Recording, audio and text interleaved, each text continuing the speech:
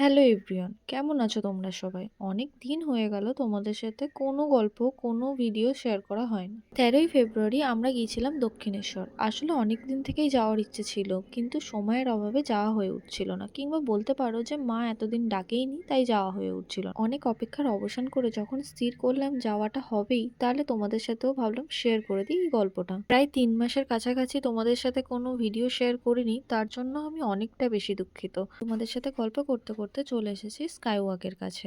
আর sky ওয়াকের উপরে যে দোকানগুলো রয়েছে সেখান থেকে ডালা কিনে নিয়ে চলে গিয়েছিলাম মায়ের কাছে পুজো দিতে। যেহেতু মন্দিরের মধ্যে ফোন অ্যালাউ নয়, তাই ভিডিও তো করতে পারিনি, কিন্তু এই ভিডিওগুলো করেছিলাম পুজো দেওয়ার পরে। দুপুর 1টা নাগাদ মন্দিরের দরজা বন্ধ হয়ে যায়, তাই আমরা বেরিয়ে চলে গিয়েছিলাম খাবারের খোঁজে। খানিক খোঁজাখুঁজির পর চলে গিয়েছিলাম ভাতের হোটেলে ভাত খেতে। হ্যাঁ, ভাতই খেয়েছি, তার কারণ আমি এদের মধ্যে সব থেকে দুর্বল প্রাণী, যার দুপুরে ভাত না হলে একটু বেশি সমস্যা হয়। ভেতো বাঙালি কিনা, তো এরই সাথে ভিডিওটাকে আজকে এখানেই শেষ করলাম।